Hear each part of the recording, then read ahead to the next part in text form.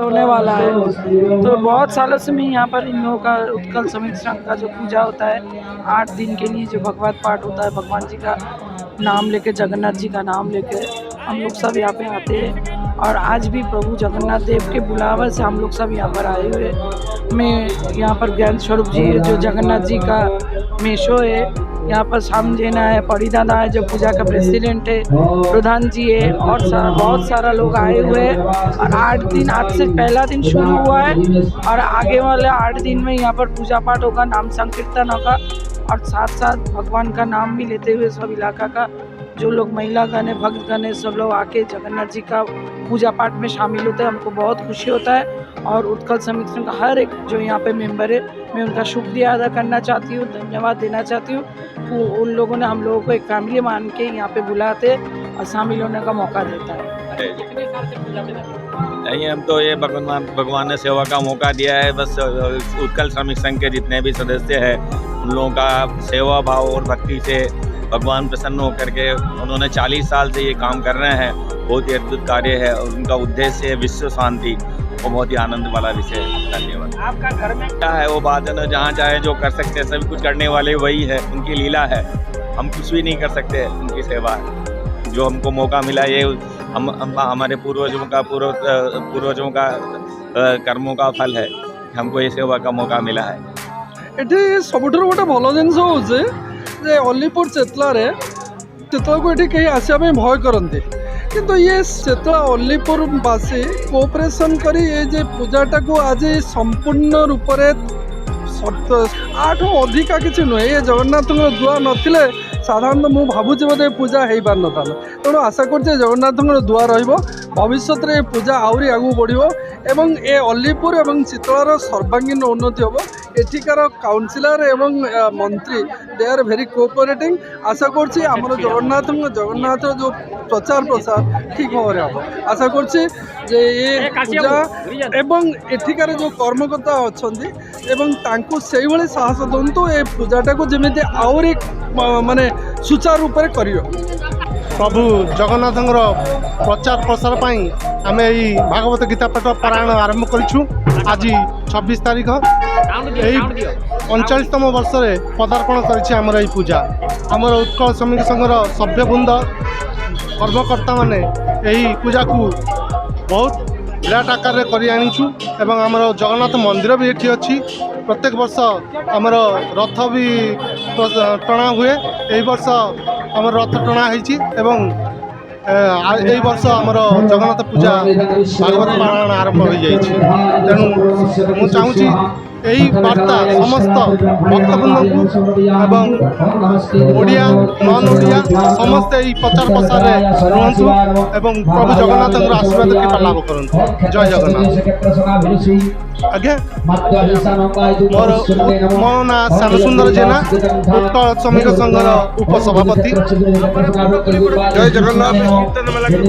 मोर प्रथम वक्तव्य जे आमे ओडिया आमर गर्व हूँ जगन्नाथ संस्कृति। आमे जगन्नाथ संस्कृतिर उत्तरोत्तर उन्नति तथा विश्व शांति आमे सर्वदा प्रचेषा करने उचित।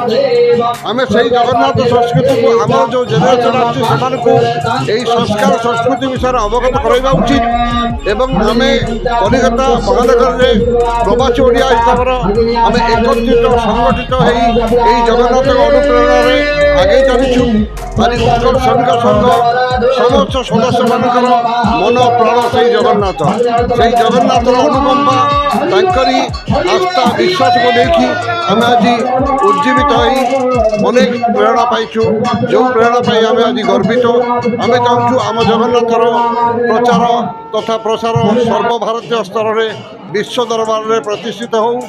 यही संस्कार को समस्त अनुप्राणित हूँ। यही संस्कार आज आम सनातन धर्मर विशिष्ट संस्कार। बालाजी जगन्नाथ प्राण प्रतिष्ठा करने दिघा पर लक्ष्य आभिमुख्य आस्था एवं विश्वास नुहे। आस्था विश्वास छड़ा आज प्रतिमूर्ति की लगे निजर गोटे प्रतिष्ठित स्थापन करवा लोक मानकर भल पाइबा अधिकार करिवार जो प्रचेष्टा ये प्रचेष्टा साधारण लोक मैंने ग्रहण करूना। लोक मानकर इच्छा ଯେ ଆମର ଆସ୍ଥା ଓ ବିଶ୍ୱାସ ହେଉଛି ପୁରୀ ଜଗନ୍ନାଥ, ଯେଉଁ ଜଗନ୍ନାଥ ଆଦିକାଳରୁ ଆଜି ତାଙ୍କରି ଭଲ ପାଇବା, ତାଙ୍କରି ବିଶ୍ୱାସ, ତାଙ୍କରି ଆଶୀର୍ବାଦରୁ କେତେ ରୋଗ ଆରୋଗ୍ୟ ହେଇଛି, କେତେ ଲୋକମାନେ ଧନ୍ୟ ହୋଇଛନ୍ତି, ଆଜି ତା'ର ଉଦାହରଣ ଅଛି। କିନ୍ତୁ ଇଏ ଗୋଟେ ଜଗନ୍ନାଥ ମନ୍ଦିର ହେଇଛି ଠିକ୍, ଜଗନ୍ନାଥ ସଂସ୍କୃତିର ଅନୁପ୍ରାଣିତ ହେଇଛି ଠିକ୍, କିନ୍ତୁ ଏଇଟା ନିଜର ଇଚ୍ଛା ବ୍ୟକ୍ତ କରିବା ପାଇଁ ଆଜି ସେ ଗୋଟେ ମନୁମେଣ୍ଟ ହିସାବର ଗ୍ରହଣ କରାଯାଉଛି। ଲୋକମାନେ ତାକୁ ଆସ୍ଥା ବିଶ୍ୱାସର ସହ ଗ୍ରହଣ କରିପାରୁନାହାନ୍ତି। ଯେଉଁଟା ଓଡ଼ିଆ ତଥା ବେଙ୍ଗଲୀ ନୁହେଁ, ସାରା ବିଶ୍ୱର ପ୍ରସିଦ୍ଧ ଜଗନ୍ନାଥ, ସେହି ଜଗନ୍ନାଥର ପ୍ରତିମୂର୍ତ୍ତି ବା ତା'ର କୌଣସି ପ୍ରତିଲିପି ଦୀଘା ଜଗନ୍ନାଥ ନୁହେଁ। এইটা কিন্তু চিরন্তন সত্য। ଲୋକମାନଙ୍କର ଆସ୍ଥା ଓ ବିଶ୍ୱାସ ଭାଜନ ହେଇପାରୁନାହିଁ। ଲୋକମାନେ ଗୋଟେ ତୀର୍ଥସ୍ଥଳ ଯାଉଛନ୍ତି, ସେଠାରେ ସେମାନେ ଜଗନ୍ନାଥ ମୂର୍ତ୍ତିକୁ ଗୋଟେ ମନୁମେଣ୍ଟ ଭଳି ୟୁଟିଲାଇଜ୍ କରୁଛନ୍ତି ବା ସେମାନେ ଦେଖୁଛନ୍ତି। ସେଇଟା କୌଣସି ନୀତି ଆଦର୍ଶ ବା ପ୍ରେରଣାର ଆସ୍ଥା ନୁହେଁ ବା ଜଗନ୍ନାଥ ସଂସ୍କୃତି ନୁହେଁ। ମୋ ନାଁ ହେଉଛି ଶ୍ରୀ ମହେଶ୍ୱର ନାୟକ, ଉତ୍କଳ ଶ୍ରମିକ ସଂଘର ମୁଁ ଜଣେ ସଦସ୍ୟ। ଉତ୍କଳ ଶ୍ରମିକ ସଂଘ ତରଫରୁ ଆଜି ଆମର 39ତମ ଜଗନ୍ନାଥଙ୍କର ଭାଗବତ ପାଠ ଆରମ୍ଭ ହେଉଛି। ଏଇଟା କିନ୍ତୁ ଆମର 7 ଦିନ ଚାଲିବ, ଫେବୃଆରୀ 1 ତାରିଖ ପର୍ଯ୍ୟନ୍ତ ଚାଲିବ। ସମସ୍ତ ମେମ୍ବରମାନଙ୍କ ସହଯୋଗରେ ଏବଂ ଏଠିକାର ସବୁ ଭାଇଚାରା ମିଶି ଯେଉଁ ଜଗନ୍ନାଥଙ୍କ ସଂସ୍କୃତିକୁ ଆମେ ଆଗକୁ ବଢ଼େଇ ନେବା ପାଇଁ ଆପଣଙ୍କ ତରଫରୁ ଆପଣଙ୍କ ମିଡ଼ିଆ ମାଧ୍ୟମରେ ଅନୁରୋଧ କରୁଛୁ।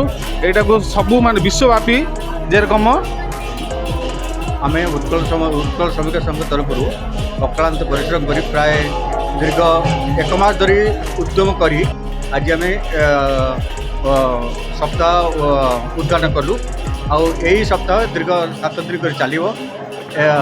ফেব্রুয়ারি 1 তারিখ সুদ্ধা 1 তারিখ দিন শেষ সমাপন করা যাব। এথিপাই আমি সমস্ত অনুপ্রাণিত। এই অনুষ্ঠানকু আগামী দিনের আগে নিয়ে যাওয়া आमे प्रतिज्ञाबद्ध आगे आमे यही पूजा अनुष्ठान को सब समय कर चलू। यही आमर प्रेरणा। मो पीताम्बर प्रधान, पूजार सेक्रेटरी। उत्कल श्रमिक संघर 39तम भागवत पाठ आनुकूल्य समस्त प्रवासी ओडिया भाई मानकर सहयोग जगन्नाथ संस्कृति को आमे प्रचार प्रसार निमंते प्रवासी ओडिया भाई मानकर सब रकमर उद्योग सहयोग आगे नहीं चलचु। आमर 26 तारिख रु भागवत सप्ताह आरंभ हवा 7 दिन जाक व्यापी जगन्नाथ नीति नियम प्रचार प्रसार निमंते समस्त ओडिया भाई मानकर आनुकूल्य आम अनुष्ठान टाक आगे नहीं जाचु। समस्त सहयोग जो आज आम प्रवासी ओडिया भाई मानकर समस्त सहयोग जो सुदूर कलिकता महानगरी भितर जगन्नाथ संस्कृतिर प्रचार प्रसार निमंते आम आगे चलीचु। आम चाहूँ अंचल जी आमर नेक्स्ट पीढ़ी भाई बहन मैंने जगन्नाथ प्रचार प्रसार निमंते आगे नापी समस्त उद्यम जारी रही जगन्नाथ प्रचार प्रसार निमंते बहुत आगे बढ़। जय जगन्नाथ।